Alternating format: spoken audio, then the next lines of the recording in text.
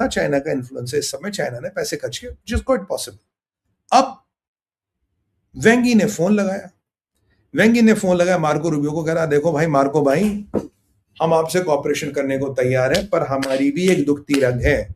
अगर तुम्हारी हार्मोज है, तुम्हारी इजराइल है, तुम्हारा व्हाट XYZ है, न्यूक्लियर है, हमारा है ताइवान में पंगा मत लेना। ताइवान को जो करीब बड़ी आर्म्स डील अप्रूवल पे है ट्रंप के, वो अप्रूव नहीं होनी चाहिए थी।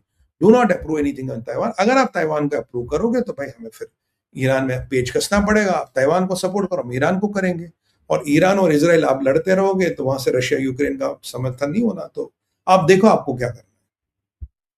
ये बात हो ही रही थी, कल मैंने आपको बात बताई भी थी। आज मोहम्मद गिलाबाफ कह रहे मैं तो चाइना जा रहा हूं। अब बताइए, जोड़िए था, मोहम्मद गिलाबाफ कह रहे मैं तो चाइना जा रहा हूं और मैं चाइना से सपोर्ट लूंगा, क्योंकि भाई अमेरिका का एमओयू उनकी हार है, एमओयू उनकी हार है, और मुझे चाइना का सपोर्ट चाहिए, मैं इसलिए चाइना जा रहा हूं, और चाइना मुझे सपोर्ट करेगा अमेरिका के अगेंस्ट। ठीक है जी, चाइना मुझे सपोर्ट करेगा अमेरिका के अगेंस्ट, क्योंकि चाइना हमारा रहनुमा, चाइना हमारा भाई है, और चाइना का इनके साथ 20-30 साल का $500 बिलियन का एग्रीमेंट है, वो उनका तेल खरीदेंगे।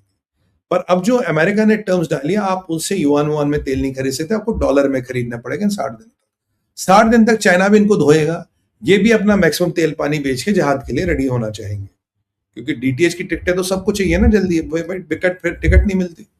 तो ये वहां पे ये कार्रवाई चल रही है, ये चाइना वाला एंगल है।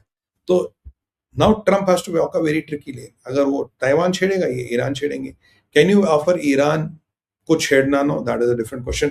और मैंने आपको बताया था एक Y2 कॉल लॉन्चर भी अमेरिकन ने डिस्ट्रॉय किया था। Y2 मिसाइल इनके पास आ गई है।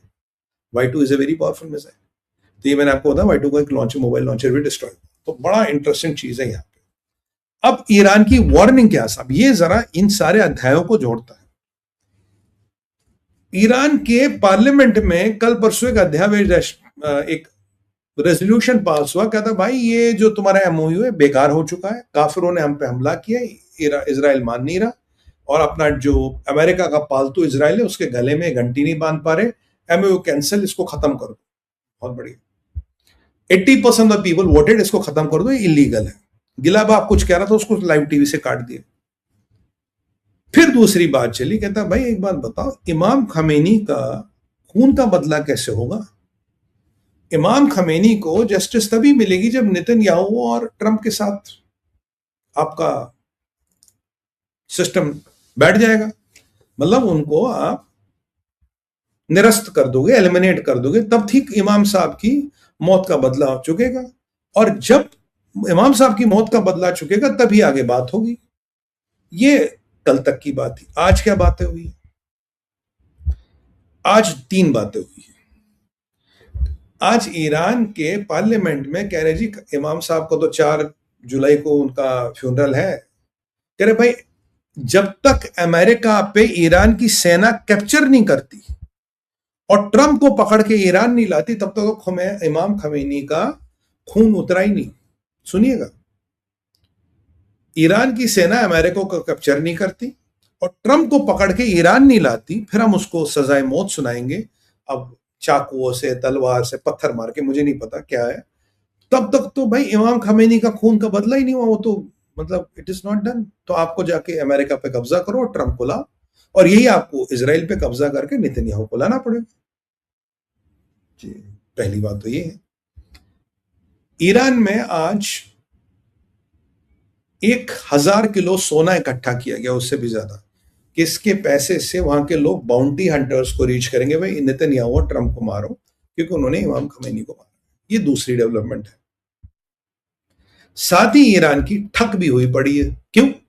ईरान ने अभी भी धमकी दी, कह रहा देखो भाई अमेरिका और इजराइल अगर इमाम खमेनी के फ्यूनरल पे कोई भी हरकत की, फिर हम ऐसा जवाब देंगे, ऐसा जवाब देंगे, काफिर जल जाएंगे, खत्म हो जाएंगे, ऑल दैट।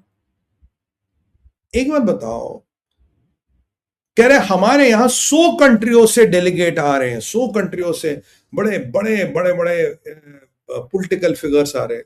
भाई 57-58 तक का नाम लेते तो समझ भी आता, चलो 70-75 भी समझ आता। 57 तो मुसलमान मुल्क की, वहां से कोई ना कोई आ ही जाएगा, टिकट भेज दोगे फोकट की आ ही जाएगा कोई ना कोई। तो बट ये 100 कंट्रियां कहां से हो गई यार? यूरोप को तुमने आने से मना कर दिया, अमेरिका इजराइल को तुमने इनविटेशन कार्ड नहीं भेजा, गलत बात है ना भाई? ट्रंप और नेतन्याहू को भी एक इनविटेशन कार्ड भेज देते, गलत किया, you should have send anyway. और अफ्रीका नहीं आ रहा, साउथ अमेरिका नहीं आ रहा, यूरोप नहीं आ रहा, तो भाई ये 100 की गणित कहां से हो गई? मतलब मदरसा मैथमेटिक्स में 100 क्या 70 पे आता है? अगर आता हो तो मुझे नहीं पता, शायद आता हो, अगर आप में से किसी को पता बताइएगा। तो कह रहे 100 आ रहे, बड़े डेलीगेट आ रहे, खबरदार अमेरिका और इजराइल अगर इसमें कोई हरकत की, अगर की तो बहुत भारी पड़ेगा। तो तुम्हें डर क्या लग रहा? तुम मर्दे मुझे, तुम्हारे पास हवा में उड़ने वाला घोड़ा तो है, तुम्हारे पास चाइनीज हथियार तो ठोक दो सबको, और वो P1 P2 भी रखा तो ठोक दो, तो डर क्या है तुम्हें? क्योंकि ईरान डरा पड़ा है, अमेरिका और इजराइल कुछ करेगा। मैं आपको कल से कह रहा हूं, अमेरिका और इजराइल इनको प्रोवोक कर रहा है। अब देखो क्या करना है। देखिए अमेरिका और इजराइल के अलग अलग तरीके। अमेरिका आसपास के कुछ जगहों पे बॉम्बिंग कर देगा, और जब बॉम्बिंग होगी, लोग वहां होंगे, तो कितना डर, वहशत और खौफ का माहौल होगा। और इजराइल का स्टाइल डायरेक्ट है, ठक।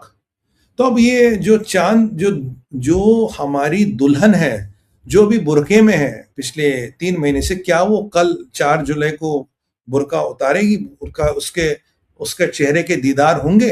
अब कौन दुल्हन? मुश्तबा खमेनी। क्योंकि 4 जुलाई को पता लगा मुश्तबा खमेनी है या उसके फोटो पे कोई दुकान चला रहा है। भाई उस दिन तो उसको आना पड़ेगा, वो जो भी हालत है दिखाना पड़ेगा, क्या हालत है, क्या नहीं है, क्या है, आना पड़ेगा। और ये एक बड़ा एसिड टेस्ट है मुश्तबा खामेनी का भी, क्या होगा।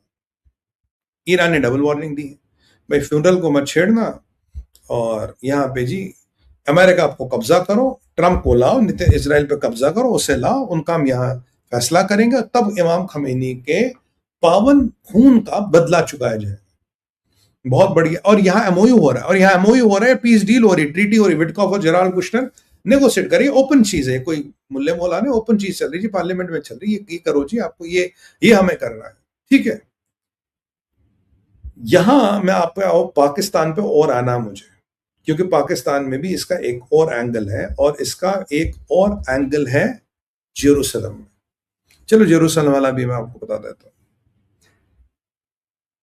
मोहम्मद गिलाबाफ आज कहता है कि इमाम खमेनी का बदला तब चुकेगा, और तब तक नहीं चुकेगा, चुक ही नहीं सकता, जब तक ईरान का झंडा जेरूसलम में नहीं लगेगा। जेरूसलम पे कब्जा करके इमाम खमेनी की शहादत को अकीदत मिलेगी, समझ रहे हैं? तो यहां जेरूसलम में पीछे आपको पता हो बहुत बड़ा हथियारों का जखीरा मिला, वहां से तैयब अर्दोगन कह रहा है जी ऑटोमैन में तो हम मालिक थे। यहां से मोहम्मद गिलाबाफ कह रहा है कि तब तक ये लड़ाई खत्म ही नहीं होगी जब तक जेरूसलम पे कब्जा नहीं होगा। और हमारे इरादे इसराइल को लेके वही, अमेरिका का नाम लेने से थोड़ा इनकी ठक होती है, बट इसराइल को लेके वही है। तो Israel still faces existential crisis, और नेतन्याहू साहब की बात सुनिए, इनके पास ऑलरेडी एटम बम रखे हैं, तो जेरूसलम पे कब्जा करना है, और तब नेतन्याहू को, और वहां अमेरिका पे इंशाल्लाह कब्जा करेंगे, और ट्रंप और नेतन्याहू को ईरान लाएंगे। फिर दाढ़ी वाले मौलाना बैठेंगे, वो बताएंगे इनको कैसे हलाक करना है, इनको कैसे सजा देनी है। तो ये इनके इरादे हैं। और वार्निंग आपको पता है, 2 वार्निंग दी है कि भाई यहां मत करना।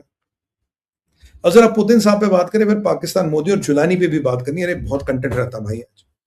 तो पुतिन साहब ने वो काम कर दिया जिसकी मुझे अपेक्षा थी, और मैं आपको कह रहा था, क्योंकि जुलानी क्या, सॉरी ज़ेलेंस्की क्या कर रहा था, he was only hitting the refineries of Ukraine. वो मिलिट्री को हिट नहीं कर रहा था, किसी और को। रिफाइनरी क्यों? रिफाइनरियों से पुतिन की दुकान चलती, रिफाइनरियों से रशिया तेल बेचता। हालत इतनी खराब थी कि रशिया के अंदर तेल मिलना कम हो गया। क्यों? इतनी रिफाइनरी उड़ा दी उन्होंने।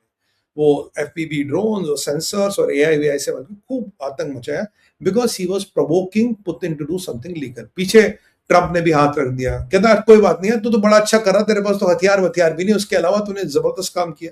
कह रहा जी सर मैंने कर लिया। तो और स्ट्रॉन्ग शैडो मिसाइलों ने भी बाय द वे काम किया।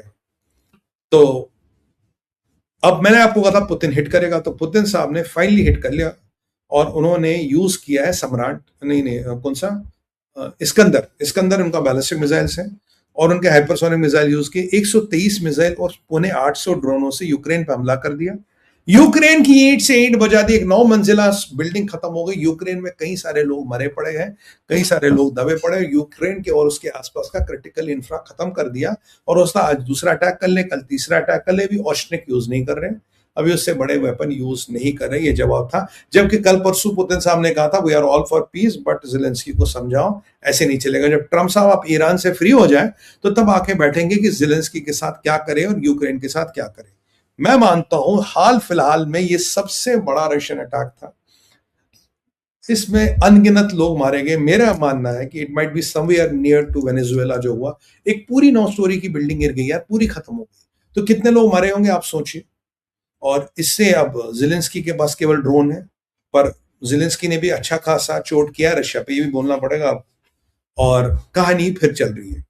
और यूरोप वो है हाथी जिसके खाने के दांत और दिखाने के और, मतलब यूक्रेन को तब भी सपोर्ट करना और पीछे ट्रम्प ने भी थोड़ा सपोर्ट किया था। अब इसके बाद हर कोई शांत है, कोई नहीं बोल रहा यूक्रेन में क्या हुआ, कोई नहीं कह रहा कितने मरे कितने गए, डेथ और इंजर्ड का नंबर तक नहीं आ रहा, but it's a very big number. बहुत जबरदस्त तबाही हुई है, बहुत जबरदस्त वाट ली है। Putin might be using next grade of weapons very soon. तो ये पुतिन का एक जवाब था। याद कीजिए पुतिन को असैसिनेट करने का इन्होंने कोशिश की थी जब पुतिन अपने घर में था। They tried to assassinate Putin, but Putin वहां था नहीं, तो उसका जवाब ज़ेलेंस्की को देंगे। अब ज़ेलेंस्की साहब कब तक जिंदा रहेंगे, कब तक सलामत रहेंगे, हम तो उम्मीद करते काफी दिनों तक रहे, बट अभी जिस हिसाब से युद्ध जा रहा, मुझे जरा उनकी थोड़ी हालत खराब लग रही है। तो एक रशिया के सबसे बड़े अटैक के बारे में भी आपको बोलना था, पाकिस्तान। पाकिस्तान की साहब हालत खराब है। पाकिस्तान कह रहा है कि हर कांड में मेरा नाम आ रहा है। भारत ने कल 4 लपड़ मार दिए, ठीक है, और यहाँ अमेरिका ने भी लपड़ मार दिया है, इसराइल ने भी लपड़ मार दिया है। यहाँ मेरे काले करतूत सामने आ रहे हैं।